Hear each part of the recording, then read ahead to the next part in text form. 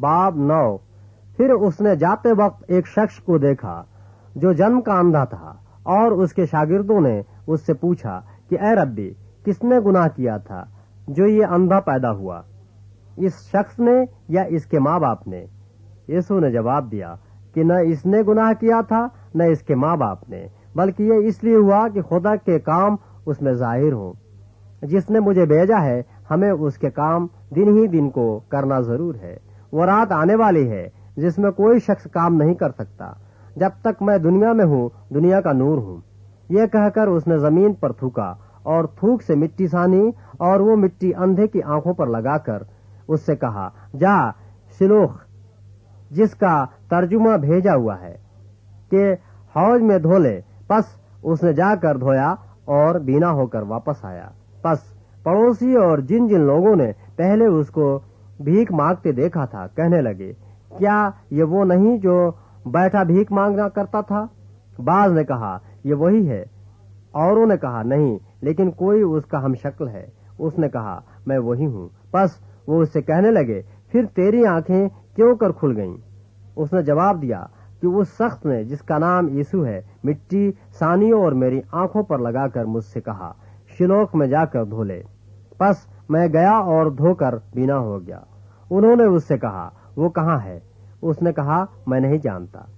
لوگ اس شخص کو جو پہلے اندھا تھا فریسیوں کے پاس لے گئے، اور جس روز یسوع نے مٹی سان کر اس کی آنکھیں کھولی تھی وہ سبت کا دن تھا۔ پھر فریسیوں نے بھی اس سے پوچھا، تو کس طرح بینا ہوا؟ اس نے ان سے کہا، اس نے میری آنکھوں پر مٹی لگائی، پھر میں نے دھو لیا اور اب بینا ہوں۔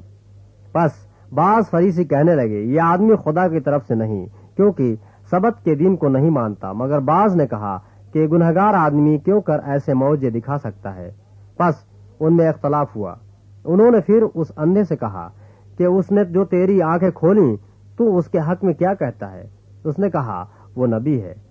لیکن یہودیوں کو یقین نہ آیا کہ یہ اندھا تھا اور بینا ہو گیا ہے، جب تک انہوں نے اس کے ماں باپ کو جو بینا ہو گیا تھا بلا کر ان سے نہ پوچھ لیا کہ کیا یہ تمہارا بیٹا ہے جسے تم کہتے ہو کہ اندھا پیدا ہوا تھا؟ پھر وہ اب کیوں کر دیکھتا ہے؟ اس کے ماں باپ نے جواب میں کہا، ہم جانتے ہیں کہ یہ ہمارا بیٹا ہے اور اندھا پیدا ہوا تھا، لیکن یہ ہم نہیں جانتے کہ اب وہ کیوں کر دیکھتا ہے، اور نہ یہ جانتے ہیں کہ کس نے اس کی آنکھیں کھولیں۔ وہ تو بالغ ہے، اسی سے پوچھو، وہ اپنا حال آپ کہہ دے گا۔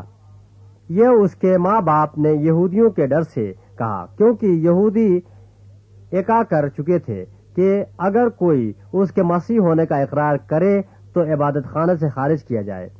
اس واسطے اس کے ماں باپ نے کہا کہ وہ بالغ ہے، اسی سے پوچھو۔ پس انہوں نے اس شخص کو جو اندھا تھا دوبارہ بلا کر کہا کہ خدا کے تمجید کر، ہم تو جانتے ہیں کہ یہ آدمی گنہگار ہے۔ اس نے جواب دیا، میں نہیں جانتا کہ وہ گنہگار ہے یا نہیں، ایک بات جانتا ہوں کہ میں اندھا تھا، اب بینا ہوں۔ پھر انہوں نے اس سے کہا کہ اس نے تیرے ساتھ کیا کیا؟ کس طرح تیری آنکھیں کھولیں؟